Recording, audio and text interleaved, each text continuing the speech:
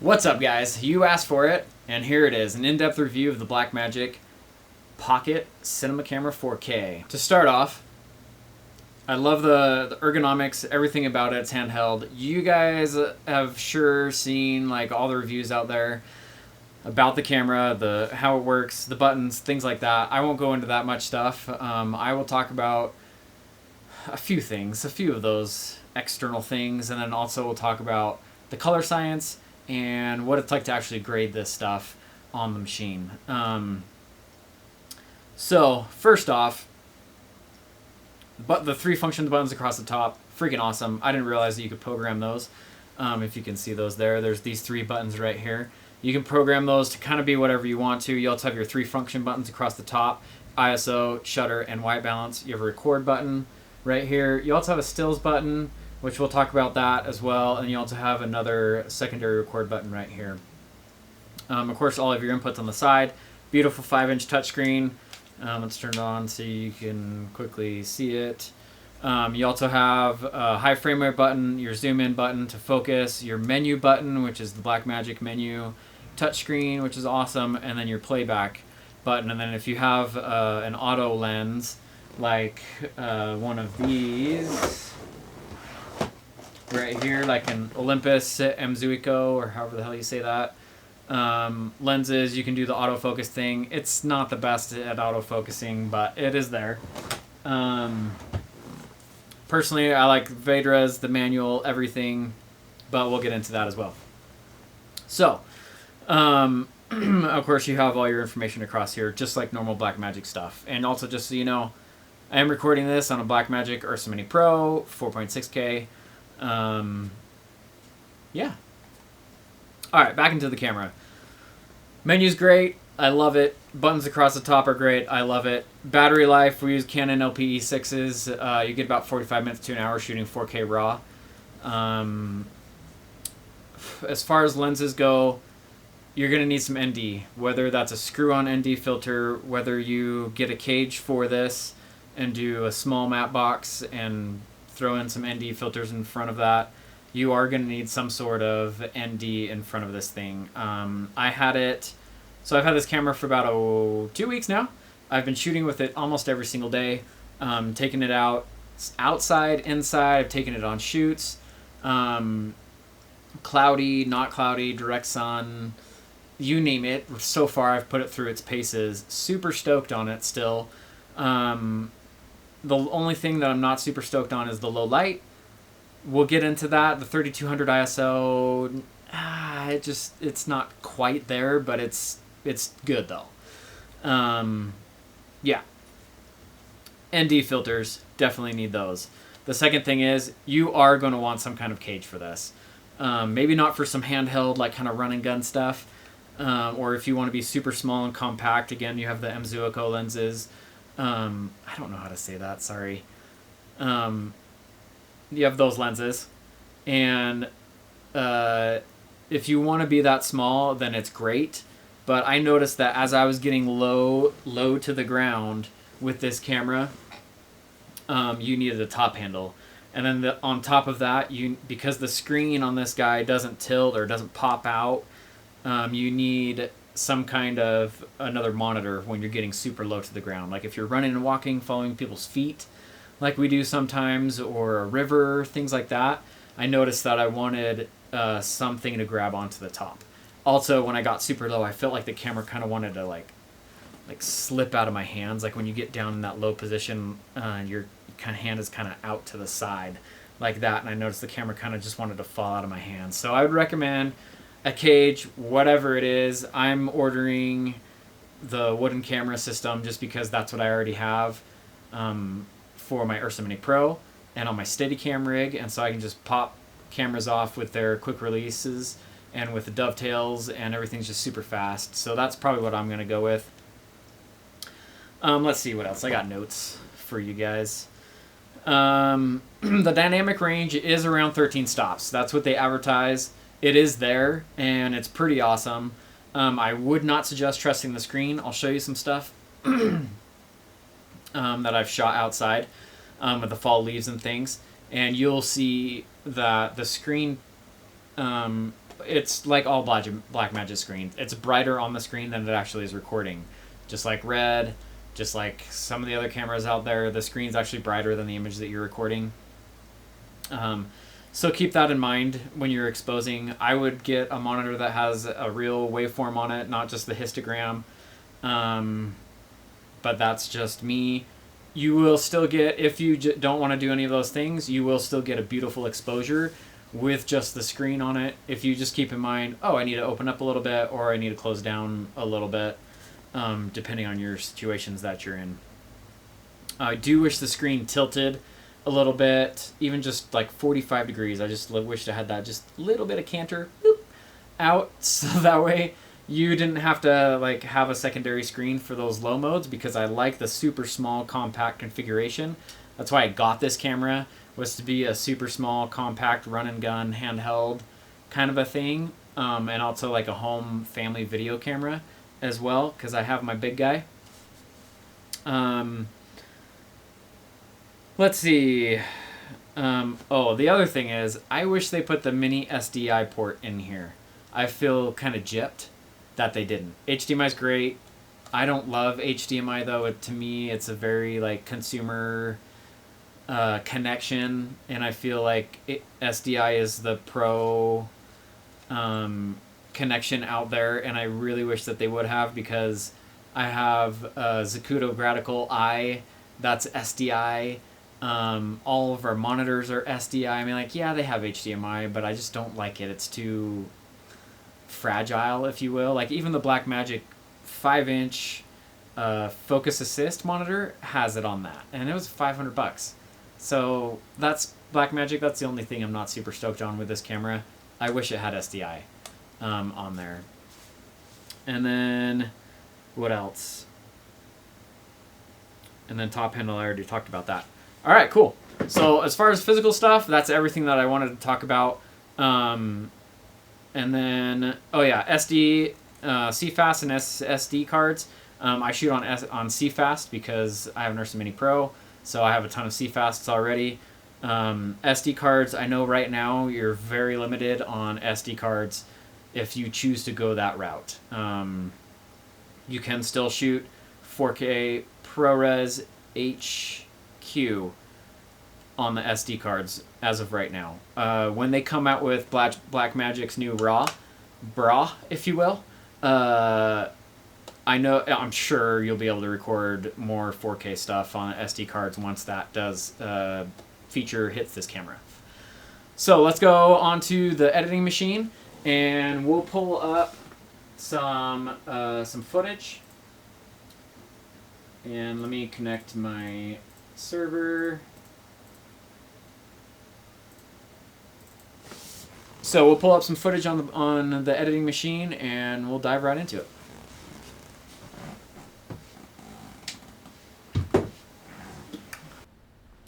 All right, here we go. Me and my wife went out and went hiking up Squaw Peak. And so I shot this broad daylight Blackmagic RAW Cinema DNG files here. And you can see it's holding up pretty well. It is color corrected. And yeah, it's looking good. You know, it's holding the blacks, it's holding the highlights, it's holding the darks. The clouds look great. Even looking at it on a big monitor, it looks awesome. And I have no complaints with the outside performance. Shooting that at here's an example of a walk and talk at ISO 400 broad daylight. Stop down all the way because I don't have NDs yet for it. Here's a little walk and talk I was doing just to see how it would work. Where it looks pretty good too. Also kind of pulled this out of my butt as far as exposure wise went. This was on a shoot of something that we actually lit. So you can kind of see there's some Sony FD5s, and then the actors in the background cleaning up some chairs and stuff in a gym. Holds up very well inside as well. And we'll go on to the next shot. Here's an outside shot, super pretty fall colors. You know, all the highlights held really well. Everything looks great.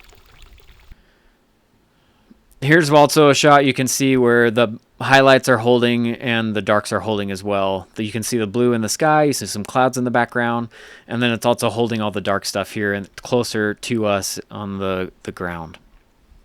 And here's where we start seeing things fall apart. This is at ISO 3200, wide open at a 2.2 on the Vedra Mini Primes. And this is like 6:40 in the morning towards the end of October. So you can kind of see there the sun is just barely starting to kiss the horizon. It is still very much dark outside in these shots, and you can see how much grain there is at 3200 ISO. Is it fixable? Yes. I am a colorist. I know how to use the tools of DaVinci Resolve. So yes, I can make it go away. For somebody that has not taken courses or does not know how to how to color correct in DaVinci Resolve, you're probably going to struggle with this footage. And here you can see is the next shot of the fixed color. And there you go. No more noise. It's all taken away. It does take some work. It takes some serious computing power. I don't know if you're able to see the computer behind me and the opener, but I have a pretty beefy system and on a huge RAID. And it is very, very CPU taxing to do the noise reduction inside DaVinci Resolve. But it can be done, and as you can see, the results are actually pretty stinking good. For it being pitch black, 3200 ISO is pretty awesome. I love it. I would go into a situation knowing that you need to shoot with 3200 ISO, and also see if you could properly light for 3200 ISO, and you will be just fine, as we'll see in some other examples here. This was on stage, and again, you can see this is 3200 ISO. I think I actually already colored. No, maybe not. We'll have to see what happens. I think no, this is not the color corrected. You can kind of see the noise in the darks as well. Lots of noise there, unfortunately. The whites are holding up super good though. And the next shot, you'll be able to see the cleaned up version of it. Oh, sorry, this is the other way around. That was the fixed version. This is the ungraded version. You can see all the super noise in there. I don't think I did any noise reduction on that previous shot. So you can see, you can see stuff at 3200 ISO, but it is super grainy, and you can see all the grain in the darks. And that's at 3200 ISO. And yes, this is a dual ISO camera. 400 and 3200 ISOs are supposed to be the native ISOs. You can see it click over to 3200 ISO at 1000, whatever it comes after that, 1023. It is 1250 ISOs when it clicks over. So here you can see the graded version with the noise reduction in this clip. This is also on a soundstage, doing an interview, kind of, hiding the person. And then here is the ungraded version of this clip. And you can see how much noise there is at 3200 ISO. I don't know if I would call this a 3200 ISO camera given how much noise there is in the darks. I'm going to say it. That's one sucky thing about this camera. But then again, I mean, if you know what you're doing, you can clean it up and get images that look like that. And then again, here's also the ungraded to go from super noisy to not noisy anymore. This is outside at 400 ISO. It rocks. I mean, here's some climbing areas. I stopped down a little bit here. You can see the sky. It holds. You can see all the dark areas inside that little cave right there. The shadows hold up super well. It's stellar. I don't know what the Blackmagic deal is. They have some super hard time doing the low light thing for some reason. I just don't get it. But it's still a rad little camera for the price. And then again, here's another example of how much noise there is in the dark. So this is just sitting here in my office to show an example of the of 3200 ISO versus 400 ISO. So this is 3200 ISO. You can see the grain. The first shot was the color corrected, no grain, denoised. And then this is the noisy version of it. And then here you go again. This is 400 ISO. This is the denoised version. And you can see how you can actually make it be super clean if you know what you're doing in DaVinci Resolve. And then coming up will be the last shot that is not denoised. And you'll be able to see how much noise there is in the blacks. And there you go. You can see at 400 ISO there still is a little bit of noise in the black areas. It is not as bad at 400 than it is at 3200, but it is still there, just like it is present in all Blackmagic cameras. Properly exposed, you will not have any problems with it. So to wrap up this probably too long video review already, the low light does have some issues. There still is noise in the super darks on the image. And like I said, if you know how to color correct and use DaVinci Resolve tools, you won't have any problem cleaning those things up. It is super CPU and GPU intensive, so you do have to have a pretty beefy system. Otherwise you'll be stuck at like a frame a second. Other than that, and the SDI and the not tilting screen, for $1,300, and you get a full suite of DaVinci Resolve. If you don't already have one, I already have like a stack of those things. It's a rad camera. It does everything I want it to do. And yeah, the 3200 ISO, it's still usable. It still can be made super clean. My only beef with it is that you have to make it be super clean. It's just not already super clean at 3200 ISO. Also on the ISOs, 3200 or 400 ISO, if you're shooting RAW and you go in to Blackmagic and you go into the RAW settings, if you shot at 400 ISO, you are limited to the 400 ISO range, which goes up to 1000. So 100 all the way up to 1000. If you shot at 3200 ISO, you have from 1250 all the way up to however high it goes, which is 25,600. That's your range, and you're limited to those two ranges in the RAW. You can't shoot at 3200 ISO and go like, oh, I want to go back down to 400. They don't let you do that. So you're either at 3200 ISO range, which was 1000 to 25,600, or you're at the 400 ISO range, which was 100 up to 1000. I found that pretty interesting as well. So overall, I hope you guys enjoyed the review. If you do, awesome. Subscribe, like. Just kidding, I don't put out that much stuff. This is strictly for my friends.